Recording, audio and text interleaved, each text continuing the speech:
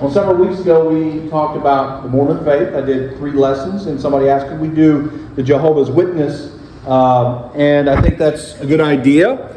I'll tell you what, my first experience with the Jehovah's Witness was pretty interesting. My first experience was I started dating a girl that my classmates just set me up with. They said, you should date this girl. She's so sweet, and she really was. And I dated her for about, I would say at most a month. I didn't really know anything about her. And for dating, for me, it was pretty much hi at the locker and bye. And then that was it. And it was funny. I called her on the phone one time and I was like, well, I guess I should know what your birthday is. And so we can celebrate that. And I'll get you something just in case. And she's like, oh, no. I'll tell you, I was born this day, but we don't celebrate it. I'm Jehovah's Witness, so we don't celebrate birthdays. And immediately when I realized I would never get a gift, it was off. Yeah, it was a deal breaker. And when I realized she belonged to, so let me make sure this is working here. Yeah, so we'll talk about that in a little bit. But when I realized she was with this group that went door to door, I realized I needed to do some more research. Now, I've been researching ever since then, and I realized I really did, in my opinion, dodge a bullet, as you'll see this evening. Like the Mormon faith, Jehovah's Witness, I'm going to treat it the same, in that I don't want to be judged. I don't want to judge the individual, right? That's not my place. And each person is different. However, it is incumbent upon me as a teacher to select, the river and show you which direction the river will go. What direction it goes. Is it going downhill? Is it going uphill? Is it going left? Is it going right? And of course, there's forks off the Christian faith, and we will talk more about why that is today. I've talked to Jehovah's Witnesses who say that they've heard this verse over and over in their lives. Do not put your trust in princes and human beings who cannot save. And they they point to Christians when they say that.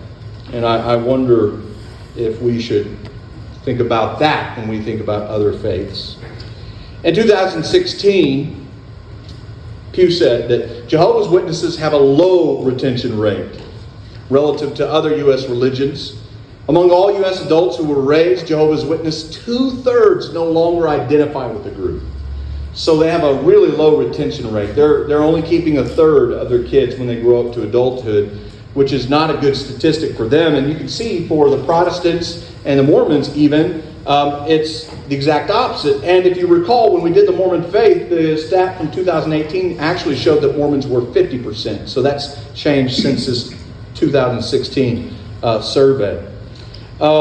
It's important for us to want to get the Jehovah's Witness to this point, to understand that the Watchtower, which we'll talk about, is a false teacher, that their translation of the Bible is a false translation, and that Jesus Christ died to free them, like us, from sin and the kind of legalism that Jehovah's Witness teaches. So let's go ahead and get into the meat of this, and we'll start talking about a little bit of history for those of you who do not know. The founder was Charles Taze Russell, and he started the group in the 1870s. He was actually raised as a Presbyterian. And then he swapped over to Seventh-day Adventists, who taught at that time that Jesus had returned in 1874. Well, it kind of began to modify his own belief set, and he started a Bible study group. In fact, it was called Bible Study Group. And that was actually an important name that we'll see here in a little bit. He denied these things early on when he started this Bible study group. Eternal punishment, which was actually no different than the Seventh-day Adventists. He denied the concept of the Trinity. He taught that it was a satanic concept. He denied the deity of Jesus. We'll talk more about that. The deity of the Holy Spirit and classic Christianity, which we are, and even the Bible's authority because we come from a classic Christian background. So let's talk a little bit more about what he was interested in. He was really interested in publications, in printing things a lot. And so that's sure enough what he did. In 1872, he founded the Bible Students. That was their name before Jehovah's Witness. In 1879, he co-funded the Herald of the Morning, later to be known as Watchtower Publications, you may have heard of. And then in 1884, he founded Zion's Watchtower Tract Society. But the thing that really made its mark within the Jehovah's Witness faith was this, a 6-volume study in Scriptures, which was called Millennial Dawn before that.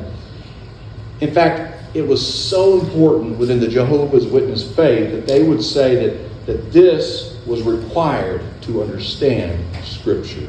Without it, you can't understand Scripture. In fact, they were a little nervous that if you just studied Scripture, you might revert back to classical Christianity, which was a no-no. You had to have this commentary to keep you grounded, see the difference in how we use Scriptures. Now, one of the things he really based his authority to be able to teach on was his ability to read Latin, his ability to read Greek, his ability to read Hebrew.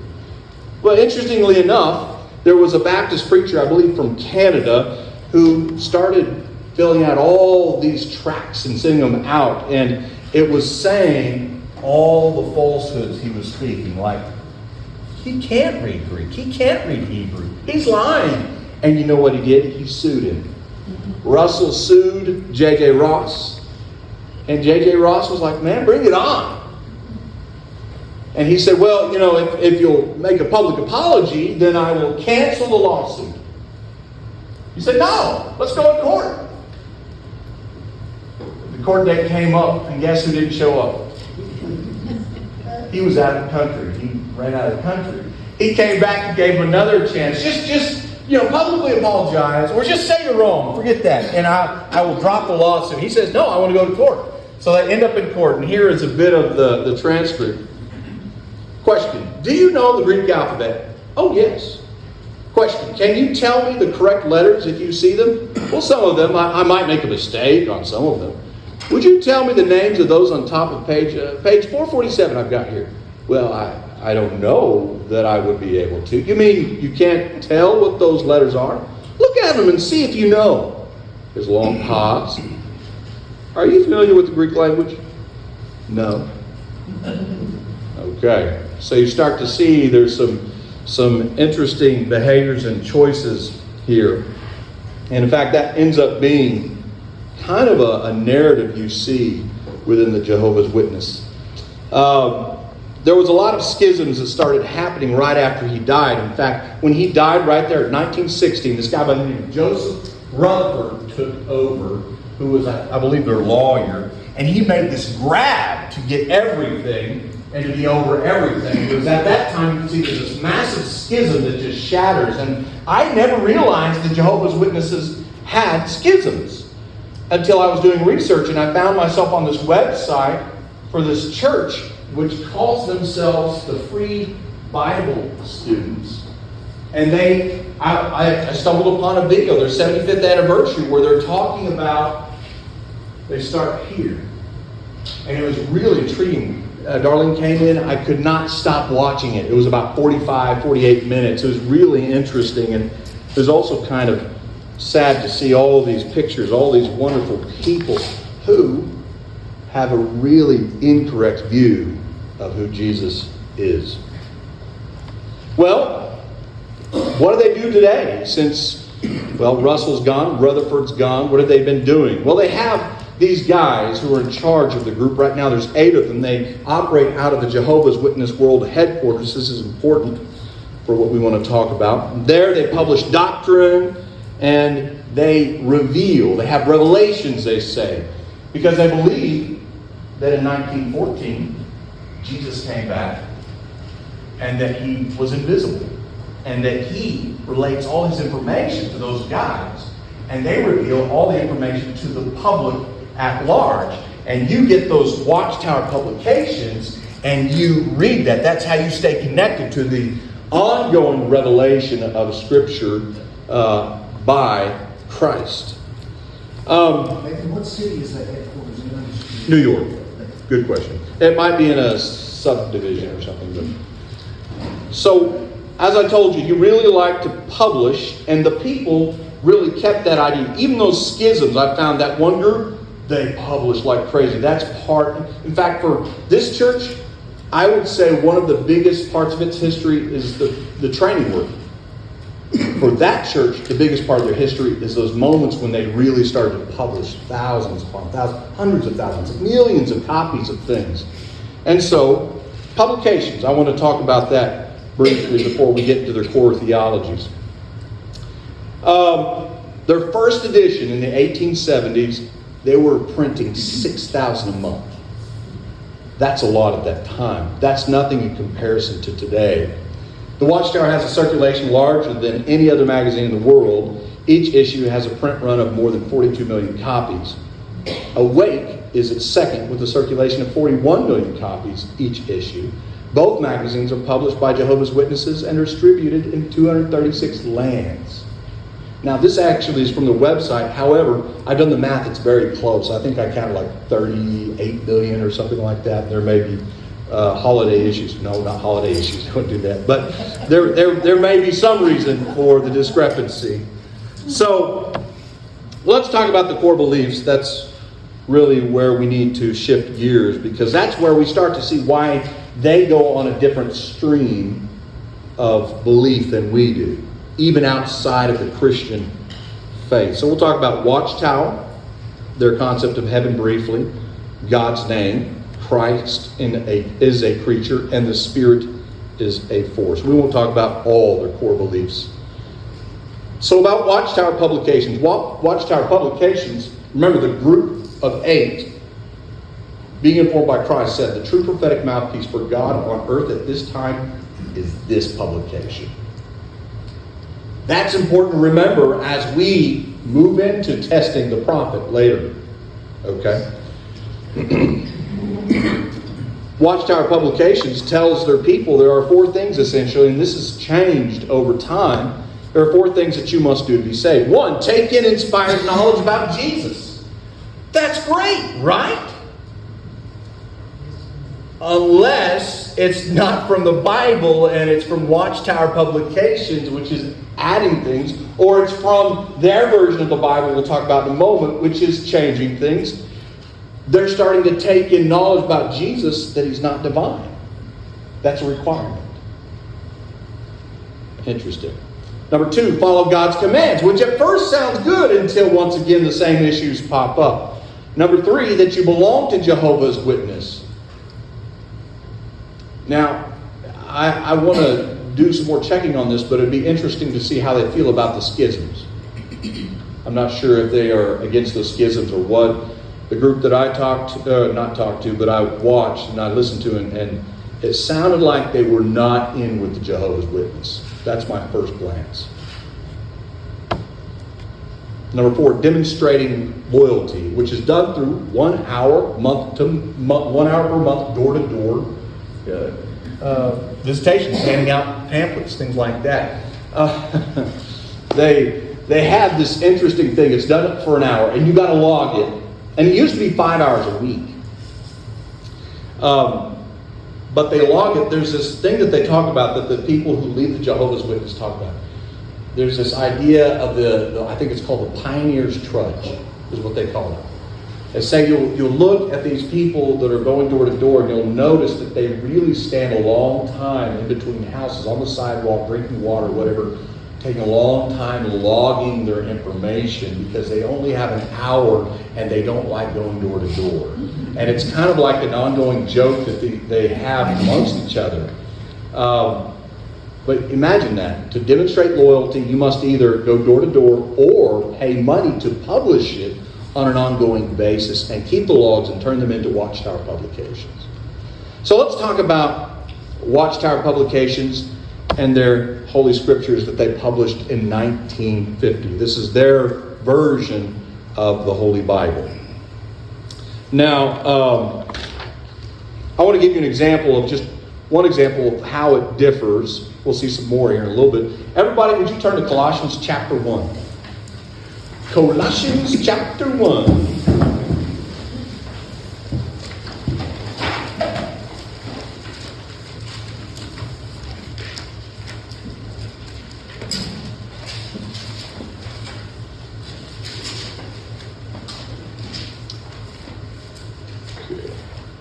Raise your hand, you got it. Excellent. Somebody want to read that for us? Ethan, go ahead. Just verse 16? Just verse 16, go for it. For by him all things were created, in heaven and on earth, visible and invisible, whether thrones or dominations or rulers or authorities. All things were created through him and for him. All right, y'all got that? You got it memorized? All right. Here's the New World Translation. See if you can spot the difference. Oh, I've got it underlined. I thought I took it out. All right, here we go.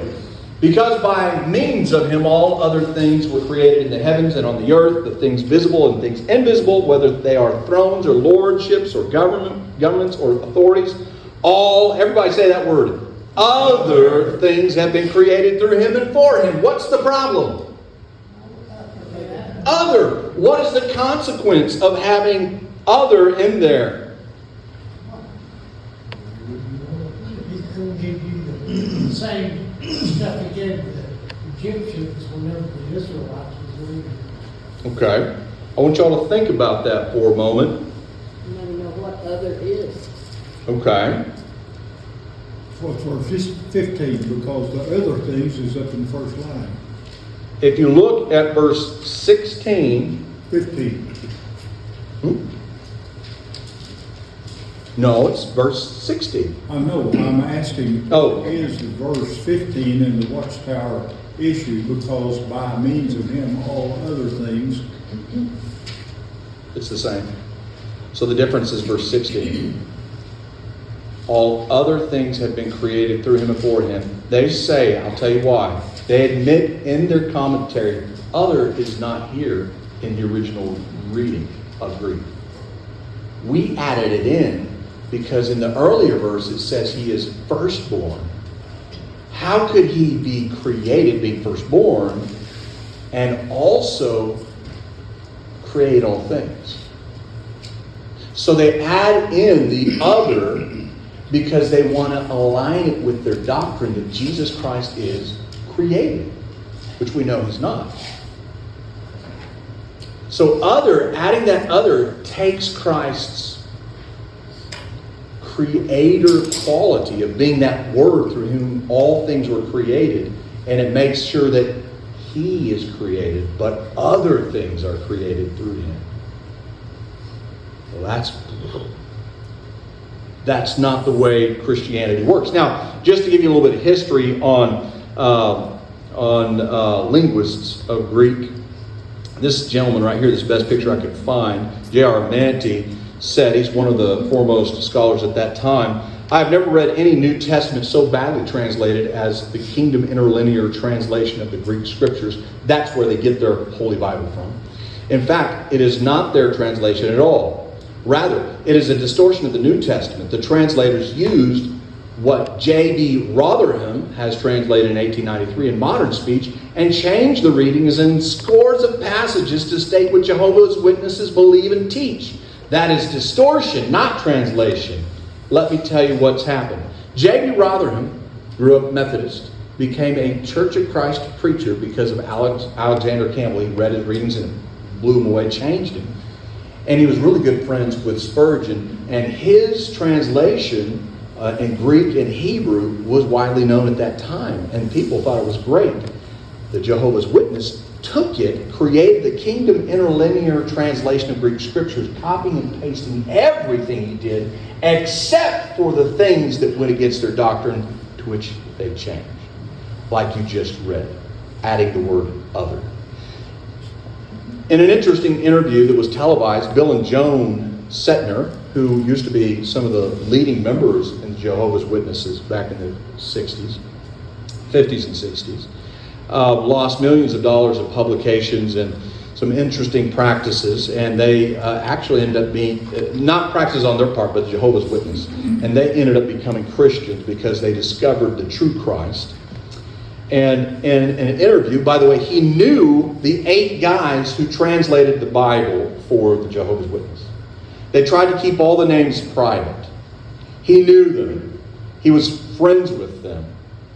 But when he approached them about the bad practices and when he approached them about the failure to translate appropriately, he went on television and told the world who they were. He said, Not one of these men graduated from any college, and none of them know Greek at all. They just copied and pasted and then changed some things. In that same interview, there was a guy by the name of Dr. Robert Countess, who was along the lines of Bruce Metzger, a famous Greek and Hebrew scholar, and they worked together. And he said this in that same interview, that it has been sharply unsuccessful in keeping doctrinal considerations from influencing the actual translation. It must be viewed as a radically biased piece of work. At some points, it is actually dishonest. At others, it is neither modern nor scholarly. And interwoven throughout its fabric is inconsistent application of its own principles enunciated in the foreword and appendix. We'll talk about that in a moment. The idea is they have someone else's work and they change it because it does not align with their belief. They erase or they add so that it reads the way they want. Okay. All right. So let's go ahead and talk about, we've talked about Watchtower. That's one of their core beliefs. You see how dysfunctional Watchtower is? All based on this fact. Jesus is speaking directly to us. In Agape this last Friday, this Elijah's group, we were speaking a little bit about this subject. And I told them, if there's anyone who's ever telling you, I've got information no one else has, and if you come to me, I'll give it to you, beware. Yeah? All right, so second core belief. We'll do this one briefly. Heaven. Turn to Revelation chapter 7.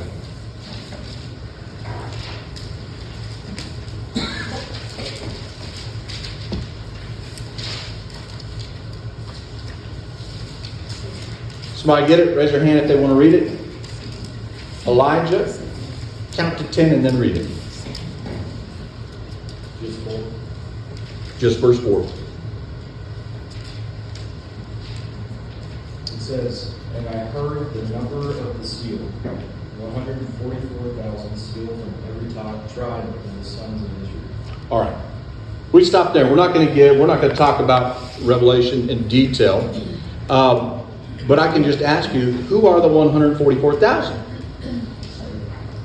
What's that? The saved? Okay. So now it depends on how you're reading the book of Revelation as to who the 144,000 are. Are you reading it thinking that it's all going to happen? Are you reading it thinking all of it has already happened? Are you reading it thinking all of it's already happened except for the last 2 chapters, which Gene did an excellent study on? That's my personal viewpoint. I think any person who is humble in scriptures will say, I have an opinion, however, I might be wrong. The Jehovah's Witness comes at it, and Russell did, that the 144,000 are the top tier, the chosen of Christians. And he viewed it in a futuristic way, that it hasn't happened yet, it will happen. 144,000. And that the second tier, those who are not chosen, will live. And the third tier are Jehovah's Witness, are not Jehovah's Witness. They're people who get another 1,000 years to get it correct. They're making a lot of leaps here. They're basing a lot of things on things Russell said. And there's a big difference between us and I would say the evangelical movement and Jehovah's Witness. There are people in the evangelical movement, the Protestant movement, who say, I think I've got it. But for the most part, even though they say that, they will say, you know what, but I understand if you've got your opinion, it's not a salvation issue. The Jehovah's Witness, for them, this is a very important salvation issue. Core belief. This is the last one. We will not finish tonight. We'll finish in about 5 minutes. Core beliefs. God should be called Jehovah. We just sang an awesome song. Love that song. They will talk about at your door how God's name is Jehovah. That's his real name, and you need to call him Jehovah. This comes from Russell as well. And that's actually Latin. It comes from a Latin derivation. If you've ever heard of the tetragram, which is the 4 letters, JW or JHWH, that's where you get Jehovah. But the original name of God is not in Latin. Before that, it was Hebrew, YHWH. Okay. But then we run into another problem. And the problem is we don't have vowels. Some of y'all probably know this already, and that's okay. They don't have vowels, so it's kind of hard to tell how you might say a word that no Jew would have ever uttered, because they didn't want to say it. They wanted to honor God. So what happened is, whenever they started making translations in other languages, like in English, they would take the name Adonai for Lord, and they would take the vowels from Adonai and put it in the name so that you would have a way of saying it, but it was supposed to be a reminder for the person reading it that they should say Lord, not attempt to say the name of God. So, Jehovah's Witness, that for them that is core belief based on the Latin version of the Bible. So, let's go ahead. I think we got time. Yeah, we do. That was fast. Sweet. All right. Another core belief. Jesus is not divine, but a creation.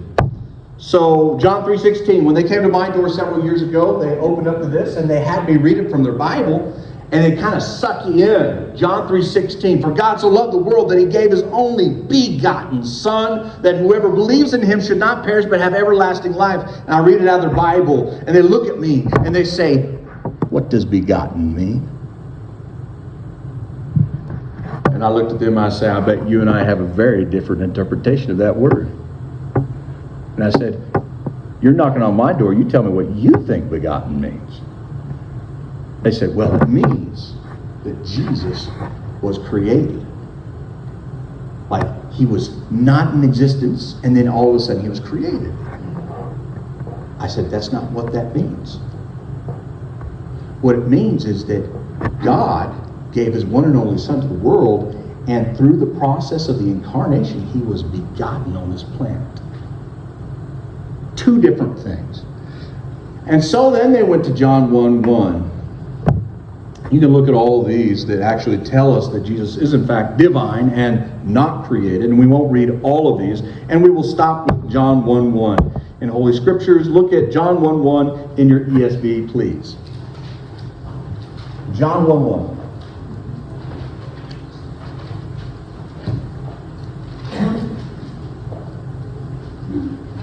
All right. When I got somebody who's got it, raise your hand, you can read it. Anybody? Andrea, go ahead. John 1:1. In the beginning was the Word, and the Word was with God, and the Word was God. Got it? You guys probably already had it memorized. Here's what the New World Translation read that day.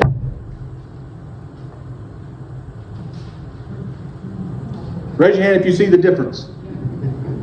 Just a little. Yeah, Connie, what was the difference? Well, it said the word was a God. A God. Not Do you think that would change the meaning? Absolutely. And they recognize in the commentary that A is not in there in the original. But it doesn't fit with their doctrine. So they add A in. Now, interesting thing, if you remember the guy I showed you a picture with glasses, he said the reason they claim to do this is because, this is just a little bit of lingo, there's no article in front of the Greek word God. If you look at the word capitalized, it has the in front of it. You see it? That's because it has a Greek article in front of that, and so they know to put the. But God doesn't, so the Jehovah's Witness says, put an A in there. That's what you're supposed to do. And he says they're not consistent. They're not consistent in the practice. He said there are 282 times in which this occurs, where you have the word God and there's no article. And he says, of those times, do you know how many times they do it? 16 times. 16 times is all they do, which proves that it's their doctrine, not some rule in Greek translation that is causing them to do this. All right, John 8:58. This is the last one on this point. Turn to John 8:58.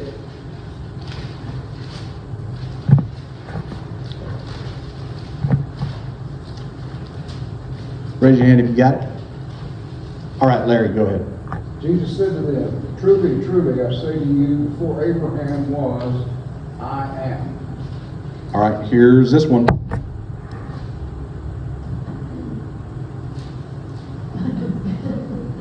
What'd they do? And way too much. Past tense, yeah. Not supposed to be past tense, it's supposed to be IN. So it's just another example of what they've done to change the scriptures. Just to give you a little background in what they say about Jesus, since he's a God, is they think he's actually Michael. And that comes from Thessalonians. When Christ returns, he comes with the voice of a archangel. And so Russell said, he's Michael, the archangel. Well, where'd you get that? He just made it up. And so he's Michael the archangel, and so he is a God. And when he came and was incarnated and put into flesh, he became Jesus. And then when Jesus is killed on the cross, the flesh is killed, he is buried, the flesh dissolves into the ground, leaving the body of Jesus dead forever. The resurrection is the spiritual version of Michael who ascends. That's a lot different. Okay? So, for us, we know Jesus is divine. He is not created. As you can see, you're starting to see reasons why the river diverges, aren't you? Is it important that we believe that Jesus Christ is divine? Is it important that we believe that he was resurrected in the flesh? Is it important to realize that he is eternal? All those things are different. Okay? And we'll continue next week.